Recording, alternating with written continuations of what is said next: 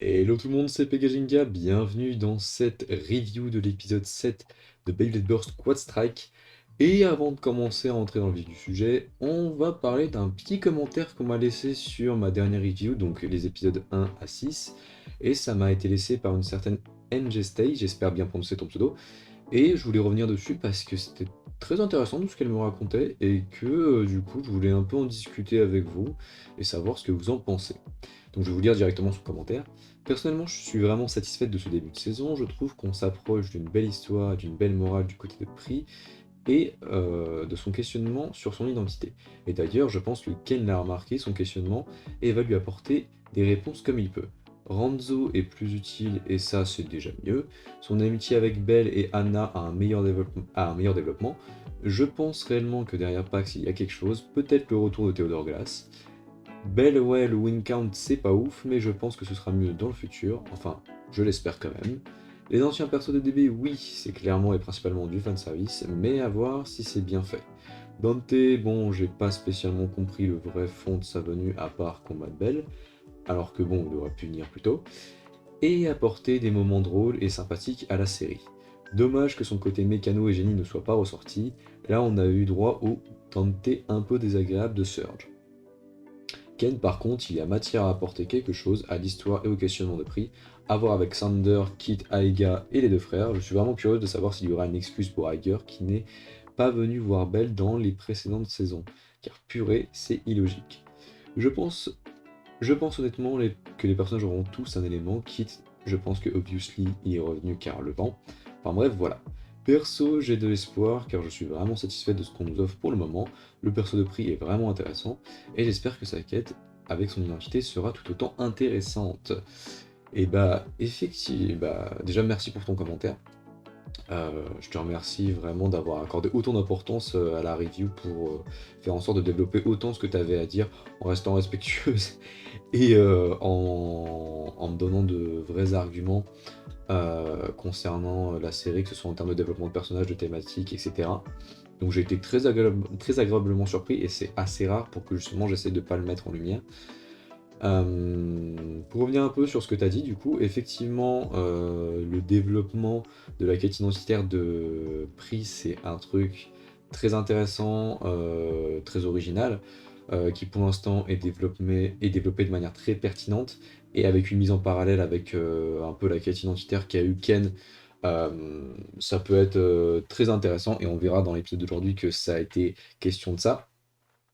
Pour revenir un peu sur le reste de ton commentaire, c'est vrai que le fait que Anna et Ranzo soient mis un peu plus en valeur de manière un peu plus pertinente, bah, c'est un point positif que j'avais aussi oublié de mentionner.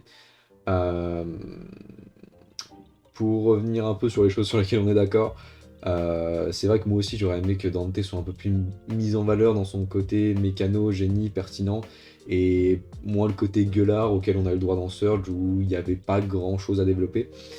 Je suis aussi d'accord avec toi quand tu dis que bah, j'aimerais que Aiger ait une vraie raison de ne pas avoir été voir Belle durant la précédente saison. Euh, pour ton argument de tel perso aura tel élément, je pense que tu es dans le vrai pour certains, mais ça a été un peu montré par l'épisode d'aujourd'hui, ou alors c'était un contexte particulier. Euh, Certains personnages ont l'air de ne pas avoir d'éléments tout court, ce qui n'est pas forcément un mal, mais ça a l'air d'être comme ça. Et effectivement, il nous reste 3 éléments à explorer avec du coup l'eau, le feu et le vent. Et il nous reste 5 personnages. Donc du coup, mathématiquement, on peut pas avoir du coup un élément par personnage. Par contre, ce postulat-là. Donc voilà. Mais sinon, tout le reste du commentaire, j'étais quand même très agréablement surpris de m'avoir fait remarquer des choses pertinentes que j'avais pas remarquées. Donc, une fois de plus, bah, si jamais tu es intéressé par ce que je vais dire dans cette review-là, n'hésite pas à donner ton avis en commentaire, ça peut être très intéressant. Et j'en profite également pour vous rappeler que vous avez tout à fait le droit de donner votre avis, même s'il est contraire au mien. Et d'ailleurs, c'est tant mieux, parce que entendre que j'ai raison, bon, ça m'avance pas à grand-chose, mais entendre des choses que j'aurais pas forcément remarquées lors de mon visionnage de la série, bah, c'est déjà beaucoup plus pertinent, parce que du coup, il y a une discussion et je peux rebondir sur plusieurs choses. Évidemment, je ne promets pas de rebondir sur chacun de vos commentaires comme avec ce commentaire-là. Mais dans tous les cas, si jamais je vois un commentaire qui s'avère pertinent comme celui-ci, je ferai tout mon possible pour essayer d'y répondre avec autant de pertinence et d'ouverture d'esprit que je peux. Pour revenir sur l'épisode 7, tout simplement, je suis un peu partagé dans le sens où effectivement on est quand même beaucoup mieux loti que ce qu'on a eu, selon moi, lors des 6 précédents épisodes. C'est beaucoup plus pertinent dans la mise en valeur de la relation Pri et Ken et du développement de personnage de cette dernière. Malheureusement, ça reste toujours dans un aspect un peu plan-plan, mais c'est pas vraiment la faute de l'épisode parce qu'il suit la mouvance de l'épisode précédent. Mais j'ai l'impression qu'on va s'arrêter sur chaque personnage qu'on nous présente pour le moment avec des mini-arcs de quelques épisodes sans pour autant réellement avoir un gros fil rouge pour l'instant. C'est pas forcément un mal si les épisodes sont traités comme les 2 qu'on a vus la semaine dernière avec potentiellement un développement de personnage derrière, mais c'est vrai que ça donne un rythme assez lent et chill, j'entends, mais qui, de mon point de vue, manque de dynamisme. Voilà. Pour le côté, on va dire, vraiment plot de la série dans son ensemble pour le moment. Toujours est-il que pour le contenu de l'épisode qu'on a vu aujourd'hui, à mon sens, j'ai été satisfait. Donc on a commencé l'épisode avec du coup Pri qui joue un rôle en fait dans le spectacle de marionnettes de Ken, et où ce dernier lui explique qu'effectivement les spectacles de marionnettes, jouer un rôle, ce genre de choses, et ça peut être pertinent pour mettre en valeur des faiblesses. Et Pri réfléchit de manière très pragmatique, en mode mais je connais déjà les faiblesses de Belle et Ranzo, j'ai pas besoin vraiment de ça. Mais Ken lui fait remarquer que c'est pour mettre plus en valeur ses propres faiblesses qu'elle fait ça, et elle se demande tout du long de l'épisode quelles sont ses faiblesses en fait. Et Ken ne lui répond pas en premier lieu, et on s'en doute, pour qu'elle le découvre elle-même. Après ça, on a une session un peu d'entraînement, un peu rigolote, où c'est plus pour du fun qu'autre chose. Ok, admettons. Et on a du coup un spectacle de marionnettes.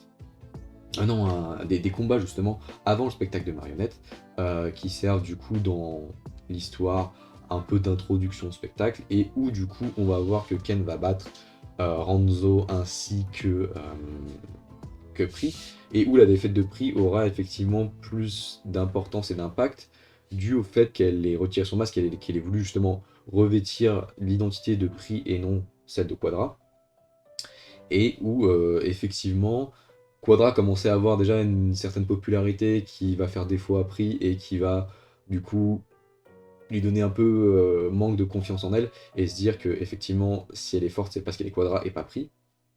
Donc à ce niveau-là c'est très intéressant.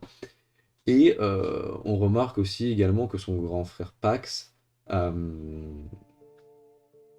est lui aussi très pragmatique dans la démarche et veut qu'elle utilise son masque. Alors, parce que c'est lié aux énergies, je sais pas, parce qu'effectivement, elle n'a pas porté son masque durant ce combat-là, et il n'y a pas eu pas eu l'air d'avoir une quelconque énergie qui est venue, donc je ne sais pas. Est-ce que c'est parce que c'est purement identitaire? J'en ai aucune idée, mais dans tous les cas, il y a l'air d'avoir un délire autour de ce masque, et ah, attendez. Madame qui se sentait seule là. Oui, excuse-moi. Voilà. Je disais quoi, où est-ce que j'en étais? Oui, donc du coup, voilà, un combat qui a l'air d'avoir quand même eu une certaine importance pour Pri, dans le sens où effectivement ça met en exergue un problème identitaire qui est là vis-à-vis de sa seconde personnalité qui est Quadra. Voilà.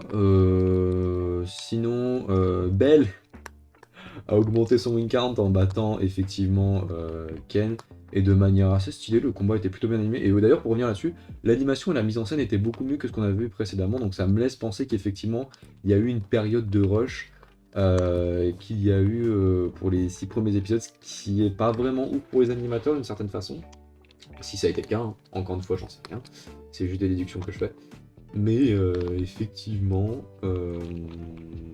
c'était beaucoup plus stylé. Même en termes d'écriture, l'épisode m'avait l'air beaucoup plus intéressant. Donc si on reste là-dessus, ça me va. Ça peut être très cool pour la suite. Et sinon, bah effectivement, à la fin de l'épisode, Ken parle avec Quadra et avec Pri et lui explique qu'effectivement, elle est autant Pri que Quadra et que c'est ce qui fait justement sa force et que justement cette identité qu'elle s'est un peu fait chier à développer en dépit de sa personnalité de base, et bah ça peut être que intéressant pour la suite parce que lui, même s'il a Keru et Bessu, il n'en est pas moins Ken et que c'est justement ces deux personnages qui l'aident à développer sa propre personnalité. Donc ça a été très intéressant toute cette thématique au niveau du développement de Pri. Si jamais on reste là-dessus pour du coup les aventures avec Sander, parce que c'est ce qui a l'air d'arriver la semaine prochaine, et bah ça me va. Mais effectivement, en attendant, j'avoue que si toutes les problématiques que j'ai soulevées lors de la présente review, que ce soit le pouvoir élémentaire, le manque de certains personnages qui sont pas réapparus depuis un moment, euh, et plein d'autres soucis que j'ai évoqués lors des épisodes précédents, je dois bien avouer que si ils sont corrigés avec autant de pertinence que ce qui nous a été présenté ici, et ben ça peut bien se passer. Donc voilà, moi c'était à peu près tout ce que j'avais à dire sur... Elle veut sortir maintenant. Donc voilà, moi c'était à peu près tout ce que j'avais à dire sur cet épisode 7 de Beyblade Squad Strike. N'hésitez pas à me dire évidemment ce que vous en avez pensé. Et ben on se retrouve évidemment pour la semaine prochaine, histoire de voir ce qu'a à nous dire Xander. Et en attendant, portez-vous bien. Ciao ciao tout le monde.